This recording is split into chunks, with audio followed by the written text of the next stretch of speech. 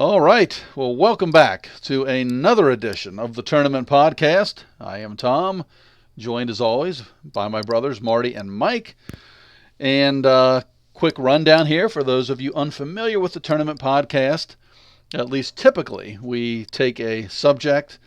We more or less do a list of the top movies, let's say, the top songs, top athletes, something like that. We then whittle those down to what we think are the top 16, typically. Put those into random tournament format, see what the matchups are, decide on who we think is the best, move them on to the next round. We continue to do that until we crown a champion. So that's kind of what we do here at the Tournament Podcast. We also have a veto, and at any time we can use our veto. If there's a decision made on a winner that we don't like, we can veto them.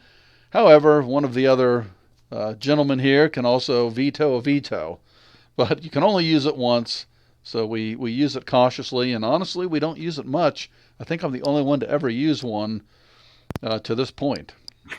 You are. Yeah. All right, so actually Marty and Mike have no idea what the topic is for this podcast. I'm going to try something a little different. So instead of our traditional tournament where we start with 16 or possibly 8 and whittle our way down to a champion, we're going to do what I consider a reverse tournament. And we're going to try to come up with a final four off the top of our heads.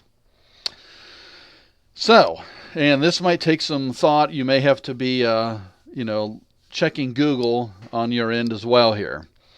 But I thought an interesting topic would be, what do you guys think, at least we'll whittle this up to 4 here, who are the 4 baddest men to ever walk the face of the earth? And to put this in context, and I think as we always like to try to have some sort of criteria to follow, and this might sound a little bit outlandish, and forgive me if this is, a little bit too in your face, but let's say that you have a situation where your life or your family's lives depend on one man coming out victorious in a fight. And we're talking about in an alley, ladies and gentlemen. No holds barred. No weapons. Only feet, fists, and everything else. Elbow, headbutts, whatever you could do. Biting. Attacking the groin area. All legal here. No holds barred. But if you had that situation and your life depended on it, who would you pick to walk down that alley and fight for you? So, I could kind of get us started here, gentlemen, if you'd like, with a few ideas for you to toss around or think about. But okay. I'd be interested to know, does anybody immediately pop into your head? Does anybody come to mind that you think, oh my gosh, well, yeah, this is certainly somebody that I would want to fight for my life? Well, is this based on just real life or? Yeah, this is real. No, this is real life. This person better have skills. They've got to come out on top, or you're dead.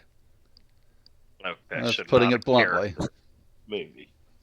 No. Now there's people from movies, obviously, with real life skills. So certainly we're going to have some actors, I think, in the mix, but I'd be interested to know if anybody pops into your head immediately. Well, I know the first one that popped into my head. Always someone that I think of pretty much traditionally as one of the baddest men on the planet is still Mike Tyson. Well, Mike was the very first one that I thought of. or obviously, 20 plus years ago, but even now, for anyone that saw the exhibition that he had with was Roy Jones Jr.? It was, yeah. Tyson, you could tell, could have easily knocked him out and hurt him if he wanted to. Now, and I appreciate you bringing up that point there. I did mention the baddest man ever. So, yes, I'm talking about these people in like the prime of their physical conditioning, fighting, if they were a fighter. So, yeah, this is prime. So this would be a prime Mike Tyson. Yeah. I mean, he'd bite your ear off, bite your nose off, elbow you in the face, punching power, through the roof. Yeah, he was the first thought I had in terms of walking down that alley. So in terms of doing a backwards tournament and starting or creating a Final Four, and we're going to stick with the Final Four. It won't go any further than that. So once we have these 4 men or women on this Mount Rushmore, so to speak, then that's where this will end. So we're just trying to come up with 4 that we agree on. And we don't have to agree on Mike Tyson in the end, but he just was my original thought as well. I actually did think of him as well. So I feel like Tyson seems like he's already a unanimous selection, but so a young Tyson makes the list. 25-year-old Mike. He's going down the alley for us. He's on our Mount Rushmore of the baddest men to ever walk the face of the earth. And that's what, 25-year-old Mike or whatever? I mean, honestly, even like, if you had current, how old is Mike now? Like in his mid to late 50s? He is. If you had 55, 60-year-old Mike in your corner, I actually wouldn't feel too bad about that either. Let's be honest. Nope. But I'd love to see if maybe we could get Mike Tyson on an episode of the Tournament Podcast, but that's down the road, so we'll see. And then when you say, so it sounds like we're looking for people that have, because somebody came to mind that this person was actually, well, they were kind of featured in a movie, but it's a real character that what a movie was made about, but the person's not really a fighter per se. Not, obviously not like a Mike Tyson or anything like that. They're not somebody with fighting skills. This individual is a survivalist that survived a shitload. Is this possibly Bear Grylls? Oh, it is. Well, it is not, but you are kind of on the right track. Somebody that came to mind was actually Hugh Glass. If you've seen the movie The Revenant. Oh, I have indeed. Yeah. Because that man was, mauled by a bear? And still, after being mauled by a bear, what he traveled was like a couple hundred miles or something to get back to civilization after being mauled by a damn grizzly bear.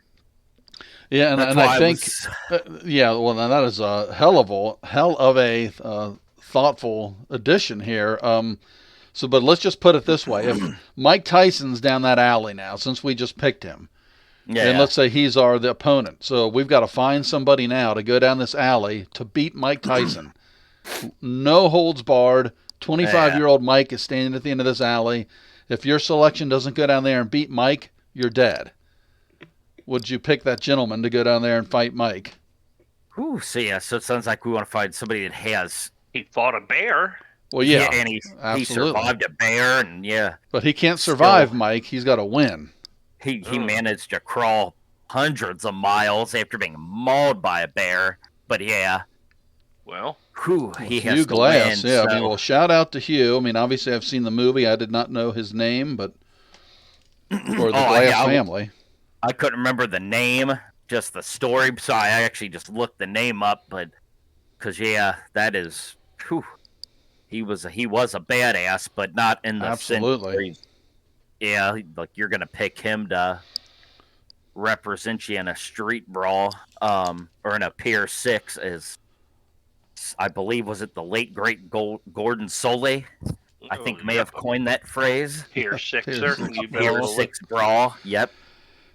Oh man. Well, let me throw some ideas out here to you guys. Or do you have another one, Marty? I do. Oh, nice. Another one that comes to mind for me, and maybe it's 2 parts fandom, but it's also, Boss Rutan, and because Boss Rutan was a darn good, MMA fighter. I think, did he do some kickboxing? He did some bare knuckle, but he also had a lot of those videos how to fight in a real life situation. How to fight? Didn't he make one on how to kill a man? He may have, but I mean, Boss Rutan was literally a walking weapon.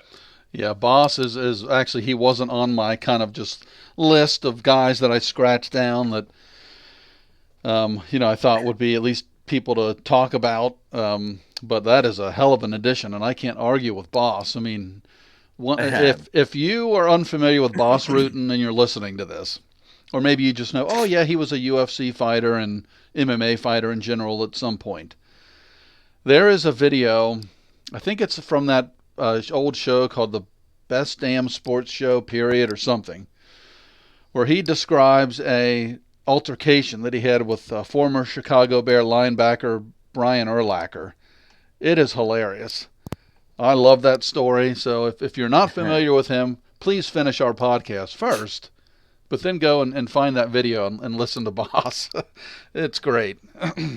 I will be honest, though, Marty, I'm a little disappointed. For some reason, I thought you were going to say something like Ric Flair. Man, would that have been amazing. Now, Rick Wood, a prime Ric Flair, 245 pounds ripped. Yeah. I mean, his knife-edge chops, he could at least take flesh off of men's chests, but I don't know if it would stop him. Well, he could lock somebody in a figure four in the middle of an alley. I don't know if that would do it. Well, yeah, I've been in the figure four for real. Wow. I mean, if you could get it on somebody, like that MMA clip I sent you guys not too long ago where that guy won with the Walls of Jericho. I don't know if you could get the figure four on somebody, but if you could, ooh, wow, it hurts. I think there's an easy escape to it, but if you didn't know what you were doing, wow. Another person that kind of comes to mind, obviously there'd be a bit of a size difference between Mike and this individual, but honestly, somebody like Bruce Lee. I did have Bruce on the list. The speed, obviously the skill level. I mean, it's going to be different than like Tyson's just out there throwing bombs at people. But just the speed and the elusiveness of Bruce. Yeah, the conditioning. Yeah. Speed equals power. So even with his smaller frame, I did have Bruce certainly in my initial thinking, and I had Bruce's counterpart in some people's eyes. Yes. Mr. Chuck Norris in his prime. Yes. I mean, by a lot of people, the baddest man still on the planet to this day. So I don't know what we'd think about Chuck. I do love Chuck. I was hoping it was either going to be Chuck or Jim Kelly. Well, what about if it was Chuck against Bruce Lee? Which one would we rather have go down that alley for us? Mike Tyson or Bas Rutten is standing down there. Who are we sending in? Bruce or Chuck? Bruce or Chuck? Man, it's tough because Bruce, at least for a period of time, I know Bruce trained Chuck. Yep. And then you also have I don't know what the size difference is between Bruce and Chuck, but just by glance, it appears that Chuck is substantially larger than Bruce was. So, I mean, you're going to have similar skill with, obviously the additional size. So just my gut says Chuck. But, yeah. Man. And this is like one of our normal tournament podcasts because my initial gut would just be Bruce because I think he was literally the pinnacle of martial arts in terms of like a point karate, the limited karate rules type. And I know he wasn't karate, but I'm just saying, Jeet Kune Do, whatever his art was, the technical name. I would initially just go with Bruce, even with a smaller stature, because the speed was so tremendous. Yeah. I mean, I'd be fine. I mean, at the end of the day, again, you couldn't go wrong either way, but... Yeah, I agree.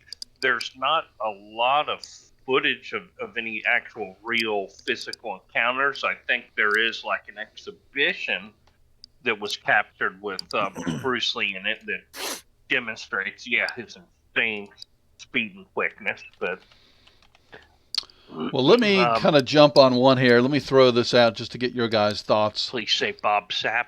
And it's not going to be Bob Sapp. No, this is Baddest Man. Oh, well, visually, having him walk down the alley would be good. Yeah. And I'm trying to get a little more data on this gentleman. He's still alive. He's 53.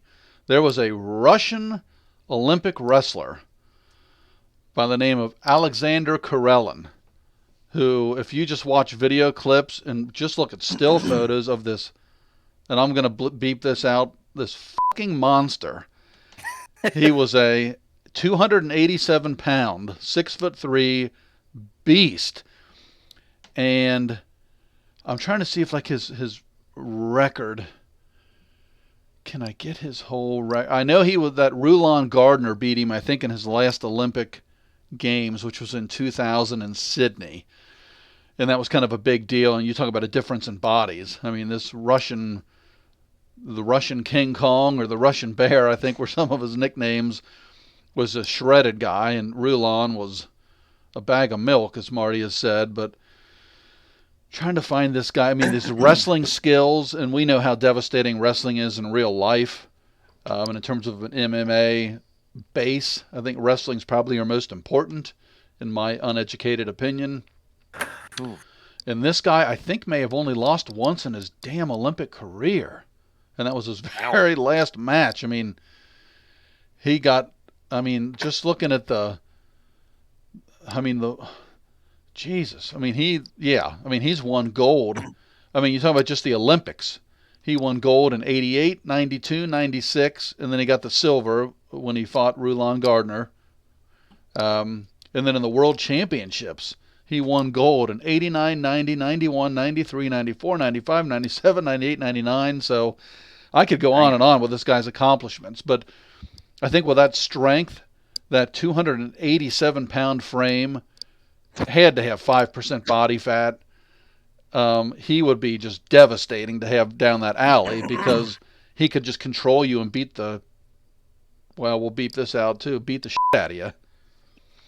Well, then on that kind of same path, then how about somebody, whether it be like a prime Brock Lesnar or even like Francis Ngannou? Both of those gentlemen are on my initial list here. Because let's be honest, both of them not only in a brawl, either one of them, especially Francis though with the bombs he throws. I know, of course, Lesnar's UFC career after his medical condition, kind of wasn't the same. But I mean, if you're just in there in a battle and you need somebody to back you up, I mean, I would still feel more than comfortable having Brock Lesnar out there with me. I would too, and I'd probably lean to that prime UFC heavyweight champion Brock over Francis, only because of that wrestling ability. And that was the first thing I thought of. That's why I thought of Brock, because you're talking about the wrestling, and yeah, I know Brock was but Brock's an NCAA wrestling champ. I mean, this guy that I'm talking about was the size of Brock, but multiple time Olympic gold medal winner. I mean, this wasn't Minnesota, so that's what I'm saying. This Karelin guy is just an absolute savage. So it sounds like he would offer, because in addition, obviously Brock was like you said, a legitimate wrestler, a beast. Obviously, was a hell of a UFC champion, or at least until the illness more or less derailed his career. But then you also, of course, have that size, which adds the intimidation. That's why I also thought of Francis, because Francis, obviously has that knockout power and that size that if you see somebody that's like six. What does it say? I think Francis is 6'4", basically 250, just cut out of granite. Honestly, if I see somebody coming at me like that, I'm running the other way. Yeah, I think Francis barely makes the 265 limit. I think he has to cut. So, yeah, he probably fights at 280, I would think, 275. But let me just say this here. Just take it from the perspective, again, of Mike Tyson's down that alley waiting. Would you rather send in Brock or Francis? Probably the prime. Well, then again, though, I mean, I guess because if you have Mike and Francis, you're just going to have two guys just trying to knock each other out. But at least, with Brock, you have the knockout. You also have the wrestling. So I guess just overall skill, I guess I would go with Brock myself. Marty, what do you think about that? I would agree with that too, out of Francis, and just again, like you guys said, with the the wrestling skill, I think I would go with that. One good clean shot from either of them, you're going to go down. or if they're fighting each other, one clean shot, the other's going to go down, I would think, especially. I don't know that Brock hit a chin. No gloves or anything. I mean, this is just no holds barred. So right now I have a list here where I could keep throwing out some names just to keep the discussion flowing. But Marty, do you have anybody else that comes to mind? Well, when you guys were talking about like Olympic wrestlers before and stuff, I was going to say I do know of an Olympic wrestler that won gold with a broken freaking neck. I thought of him too, actually. And, that's a good call. Yeah, so. And I know he was going to go, well, at least had discussions with Dana White to enter the UFC, and I think he was actually going to, but he wanted a training camp, and the UFC wanted him to jump in pretty quickly, and that kind of dissolved the whole opportunity. So you're saying Dana was trying to set poor Kurt up for failure? Well, I don't know about that, because I think they'd want him to win and, kind of groom a new star, but that would have been interesting. Put him in with a tomato can then, essentially. So let me then ask, because we want to whittle this down to our Mount Rushmore of the baddest men to ever walk God's green earth. So just because of like styles, if we have Alexander Karelin, Brock Lesnar, and Kurt Angle, who would we pick of those three, do you think? I mean, I'm not as familiar with the third guy. Obviously, familiar with Brock and out of Brock and Kurt, you would go Brock, I would think.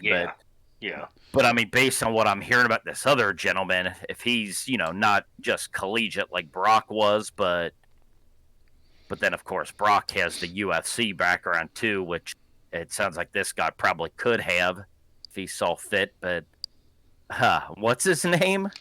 Alexander Karelin. Karelin? I mean, I guess based on what I'm hearing, it'd have to be Alexander. Was it Karelin? Yeah. Yep. Karelin DeVille, I think. There is one name I just noticed we didn't name, though. Yep. Just to throw it out there. If we're talking badasses, don't forget there is a badass in New York City. I knew you were going to go there. that we didn't mention. The New York City badass, Phil Baroni. Yep. Just to throw it, is he on your list? Phil, who I've got a very deep fondness for Phil Baroni, because years and years ago, I've done a lot of stuff online, one little venture or hobby after another, but years ago, I mean maybe 10 years ago, it might have even been longer, I kind of had an MMA website, and I actually had was able to interview Phil Baroni. It was through email, nice. But he was kind enough to respond to all my questions, and really cool guy, and he is a badass, but I mean, not a technical style for Phil. I mean, really kind of a wild brawler, entertaining as all get out. Oh, that he is. I love Phil Baroni. I don't know if he could make this list, but he could beat anybody on this list. Don't get me wrong, but I'm just saying, I don't know. Not amongst this class. I'm worried to say anything negative, like Phil Baroni might find me, so. I'm sure you'd knock him out, but you wouldn't want to have to deal with that. Well, Phil, that could be an episode of Tournament Podcast. We could, I think it's down in Virginia, we could do street beefs, and I could take on Phil Baroni. Maybe that'd be neat. Poor Phil. Let's see. Okay, so we've got. So is Lesnar out then? Are we doing Alexander? I mean, we can leave him on there for the time being, but I would say go ahead and I mean, I think right now or at least from kind of what I'm gathering, is that the two that we're going to put on there absolutely for sure are a prime Mike Tyson and a prime Andrew Karelin. I like Boss. I think he might wind up being on there. Bruce might get kicked just because of the size. And then Brock Lesnar, again, I mean, could Brock beat a prime Mike Tyson? Well, with that wrestling, I think he'd have a shot. So, Oh yeah.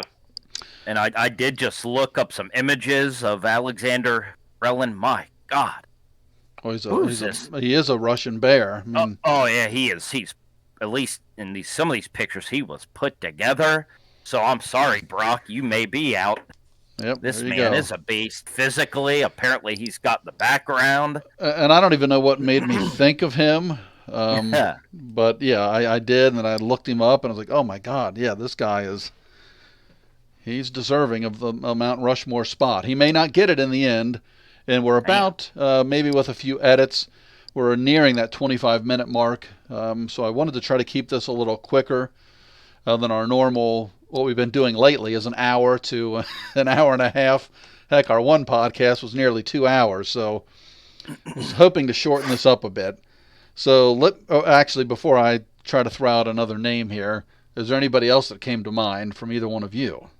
Oh, Well, for me, not anyone specific, but there are so many quote unquote bad men out there that we'll never know, Exactly. like the SEAL, the Navy Yeah. SEALs, some of these high level, military guys that literally are trained to kill people, and we're never going to know their names.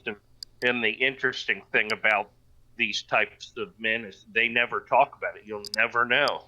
Oh, we know of at least one Navy SEAL who could be on this list. Oh, that's true. Well, and he actually is on my initial list of names that we were gonna discuss. So I hope so. I think he's the only man to ever, like, literally become a Navy SEAL twice. Oh, are you? Wait. Well, what was Jesse the Body? Wasn't he? Mm-hmm. He was a SEAL. High ranking. Yeah, he was a SEAL. I was thinking of Goggins. David Goggins. David Goggins. I've heard that name before. Oh, well, all right. Well, never mind if you guys aren't familiar with Goggins. But, yeah, he's an inspirational story. And, I mean, he is the definition of a badass. There's no doubt about that.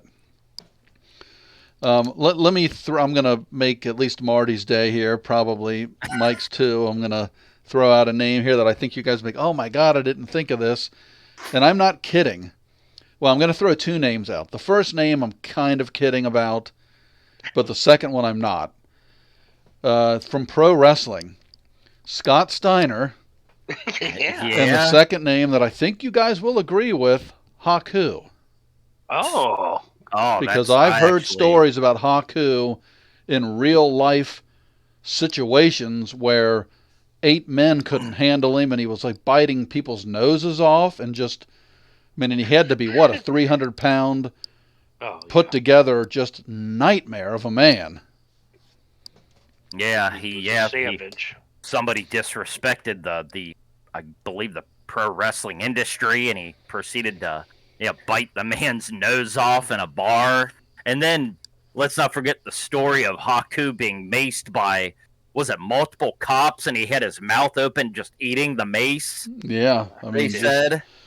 Like absolute... it was goddamn Banaka. Yeah, I mean, just a true life, I mean, a real badass. So I thought to myself, he might make this Mount Rushmore because of his size, his ability to just absorb pain and enjoy it. And obviously, talk about Mike Tyson biting off ears. Haku I don't think he would care to bite off any part of anyone's anatomy. Oh no, they've heard, or I've heard stories told on various wrestling podcasts about how nice of a guy he was. He would go above and beyond to, help people. So it sounds like he was a very, very nice, friendly guy. But I guess if you disrespected him or family, friends, or the industry as a whole, then, well, you got your face bitten off. Yeah. So, yeah, that's, yeah. So Scott Steiner, I was kidding about. I mean, just because he was known to be kind of I don't know what kind of real badass Scott Steiner. I mean, he certainly was put together. I think he had a lot of roid rage. Yeah. That can also gas you out quickly as well. But Just looking at him and his personality from all the stories I've heard, he, you know, certainly didn't mind starting a fight. I don't know how he was at finishing them. But I mean, Haku though, in real life, just seemed like him and or the Barbarian, in terms of pro wrestling, seemed like guys that really could handle themselves. So, with all due respect to you, Scott Steiner, so please don't look us up. And if you're in the Ackworth, Georgia area, visit Shoney's. A little shout out to Scott there. So in terms of okay. Well, I'm just going to throw out the names I scratched down here. There's not too many more. Let's see if we can maybe whittle this down to our final four. I didn't have Fedor Emelianenko on the list, but his brother was like a hitman for the mafia in Russia. Jesus. And his brother, just in terms of visual, yeah, I mean, you talk about being intimidated, he'd put a second thought in your head. I mean, this guy is an enormous, like a 6'6", tattooed from head to toe. I mean, badass. I mean, he's, wasn't a championship fighter, but certainly an accomplished fighter and can handle himself. And God knows what he did outside the ring. I also had John Jones. I had Evander the Real Deal Holyfield. I had Kimbo Slice. I had Sho Kosugi. And I also had the Iraqi Assassin. Do either one of you know who the Iraqi Assassin is? Is this a real person, or was this a wrestling gimmick? No, it's a real person. Okay, the way that name sounds like it would be a gimmick. The Iraqi Assassin. The Iraqi Assassin is as I mentioned before, street beefs. He is a backyard fighter, kind of like Kimbo was, a smaller guy, but very skilled. I don't know if you put him down there against Mike or Boss. I don't think he'd have a chance, or Alexander Karelin, but I thought I'd throw the name out. So, with all that being said, and we have some names that I've written down here, at least in terms of three, if we can get to four, that's great. Who would you think should definitely make this list? Who would make our Mount Rushmore? Boy, out of like the names just discussed, we have Tyson is a definite, right? Okay, yeah, I'd like Tyson to definitely make it. It seems like Karelin up there. I mean, I don't know much about him, but I looked him up too, and just by the pictures of him, I'm not going to argue. You can put him on. I feel like Tyson seems like he was unanimous, and I feel like this whole, the whole time we've been recording, everybody's been, if you had to go down an alley and go face to face with Mike Tyson, this person had to go face to face with Mike Tyson. So obviously Mike has to be on here. He's like the standard bearer at this point. Yeah, so. I just thought that would be a good way to kind of, our criteria would be to use Mike. So and who would have a chance. So I think the wrestler would have a chance. So we can agree that Alexander Karelin and Mike Tyson, so we have the United States of America and Russia being represented on our list here. We discussed Brock. Boss, I think, is a true candidate. Bruce Lee. Probably the next name that was of interest would be Haku. I don't know if any of the other... I mean, a prime John Jones. I mean... Oh, yeah. Certainly, I like I do like the Haku one just because, I mean, you got the size. Obviously, if somebody's willing to bite off another man's nose, I mean, he'll do whatever the hell he has to do to win. So he's obviously a beast. And I said with that size to go with it. The man's eating mace. Yeah, I mean, I like that. I don't know how Marty feels. Mike Tyson, Alexander Karelin, and Haku. And I need to look up Haku's real name to give him props. Haku, no argument for me at all. Haku or Ming, however you want to refer to him. Yeah. Man, if Haku finds us because we disrespect him. No, we're not disrespecting Haku. No, we're not. We love you, Haku. I guess his real name is Tonga Fafita. So, Mr. yeah, Defeata, we Tonga, respect you. Oh, yes. Uli Fafita. So you are one of the baddest men on the, I guess really we're saying of our limited knowledge, the Yeah. history of mankind. Congratulations to Mr. Fafita. So we have Fafita, Absolutely. Tyson, Carellin, who is going to join them on our Mount Rushmore, our Final Four, our backwards or reverse tournament for the baddest men ever. Boss Rutan, Brock Lesnar, Bruce Lee. We won't forget about Hugh Glass. John The one, Jones. I still think John Jones could be a candidate. Yeah. or even because you mentioned the Hitman. Oh, Bret Hart. Yeah. Yeah, he would slap a sharpshooter on somebody. Would Bill Goldberg then, in that case, possibly be in that alley? Yeah, that's true. Prime Bill. Oh my God, the size of that man. Yeah, He yeah. I put mean, his you could fist argue, through. He was easily breaking out car windows with his fist. That's not easy. but if you said Fedor's brother fought as well, though, Oh yeah. professionally. Oh my God. But I think he might still. but if he was also a hitman, I mean, this guy has the skills, obviously. I think he's But then Alexander. he's obviously, willing to he'd be willing to do whatever the hell he had to do to win a fight because Yeah, look up if you you're, have a chance Alexander Emelianenko, and you'll see what I'm talking about. if you were a professional hitman, you're obviously going to do whatever the hell you have to do to survive and to win. So it's yeah, hard to he's argue been against in and that out of too. Russian prison. Multiple times, I believe. So he's a true badass. Now, the total extent of his skills, and could he hang in there with Karelin or Haku or Mike Tyson? I don't know, but then his brother could come into the conversation. Fedor in his prime was, one of the all-time greats. I still have trouble saying that he's not the greatest heavyweight of all time. But I think I've seen his brother before, actually. I think, unless I'm thinking of Fedor, because they look very similar. Facially, they look very similar. yeah, just the tattoos, and I know later on the Yeah. brother grew the big shaggy beard, and Yeah. I think that was why he had one of his stints in prison. Yeah, man. All right, well, so It is. I don't want to hit a stalling point here. We have Mike Tyson, Alexander Karelin, and Haku, Mr. Fafita are making our list. We need one more to join them.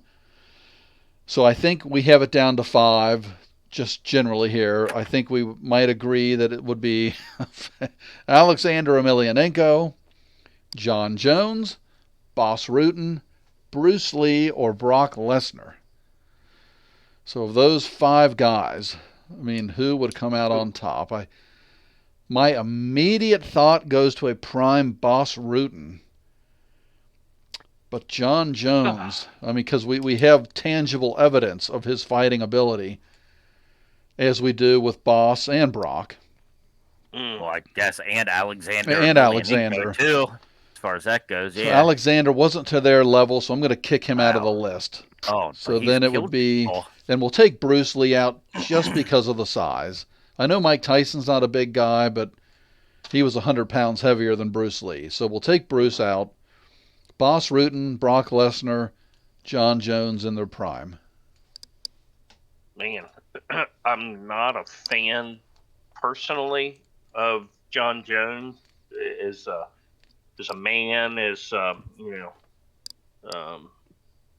can't even think of the terms I'm trying to use. I'm just not a fan of his character or anything. But so if he's fighting for your family, yeah, he is obviously one of the best, if not the best, heavyweight of all time too. My gosh, no one's beaten him. Well, he is he's light heavyweight. He is heavyweight now. Obviously, in terms of a man walking the streets, he's always heavyweight. I think he's always been 230, 240-ish, and he just cuts down to 205 to fight, but in the or he used to. the wingspan on him, like, the legit wingspan it's insane. The reach he'd have on pretty much 99% of people in the world. And yeah, he's dangerous because he's good with his elbows and Yeah. the kicking. He's dirty. He tries to basically invert people's knees. So I'm kind of leaning towards John Jones because Yeah, I'm he's with you. dirty. I'm with you, Marty. I'm not obviously not a big fan of him as an individual personally, but yeah, it is hard to argue with his skills. Whew. Yeah, and I agree with both of you too. I just think in terms of we have true real world data to work with, and I mean, there's no denying, regardless of what he's done, it's like Pete Rose in the Hall of Fame.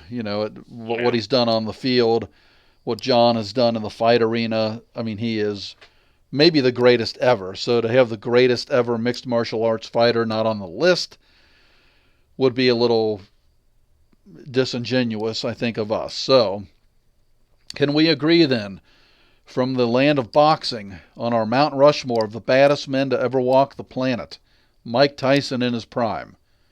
From the world of wrestling, we are going to have Alexander Karelin, the Russian Nightmare, whatever you want to call him. From the world of MMA, we will go with a prime John Jones.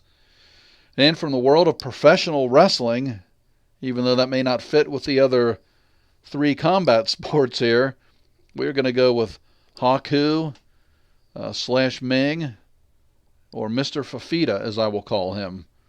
That's kind of cool that all four kind of combat sports, if you will, are represented in this final four. Yeah. It just worked out that way. So, yeah, I mean, I'm good with that list.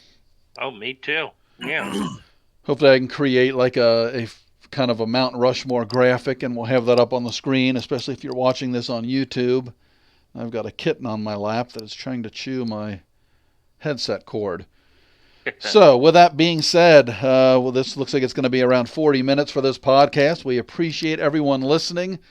If you have not already done so, please like this video and subscribe to the channel. We are extremely small and in need of a little help to grow.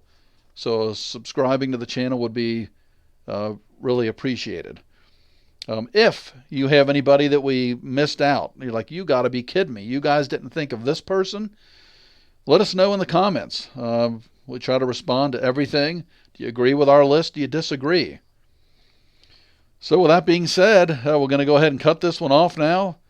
Thanks everybody for listening. This is Tom with the Tournament Podcast. For Mike and Marty, we will see you soon. Take care, everybody. Thank you.